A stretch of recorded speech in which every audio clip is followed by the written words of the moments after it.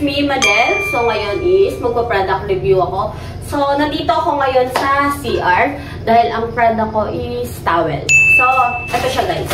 Itong towel. Open na siya, pero hindi ko pa siya nakikita ng buo.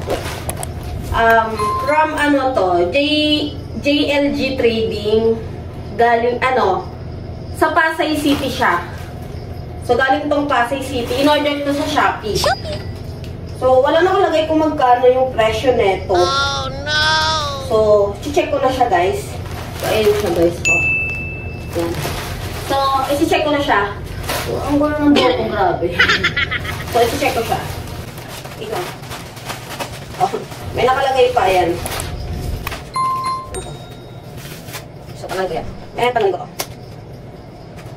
So, ito siya, guys. Ngaba. Pwedeng kumuto So, ang ganda ng color niya. Brown and yellow.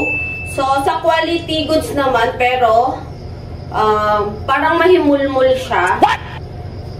At magaspang, ganun. Parang magaspang. Oo, ganun.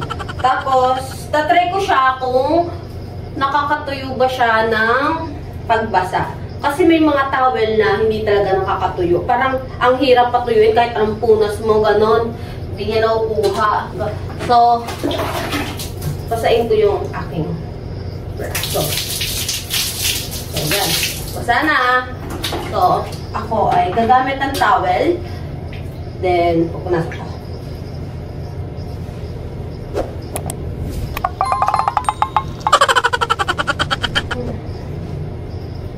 O, gaya nga nang sabi ko guys, merong mga towel na hindi talaga totally na-absorb yung mga basa sa katawan mo, hindi niya nakukuha. So, gaya neto, hindi niya masyadong nakukuha yung mga basa.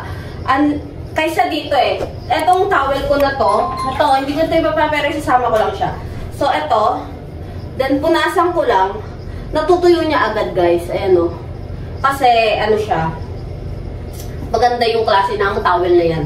So, ito, hindi ko trip. So, tinan mo niyo siya, Tingnan niyo siya. Nakikita niyo, ayan, Ganyan siyang towel. Pero, okay lang din naman. Goods din. Pero, kung rate ko lang dito, guys, is 8/10. Goods din naman siya. Pero, ayun nga, gaya nga ng sabi ko, hindi niya masyadong observe yung mga tubig na nandito sa aking balat. So, ayun lang guys. Thank you for watching.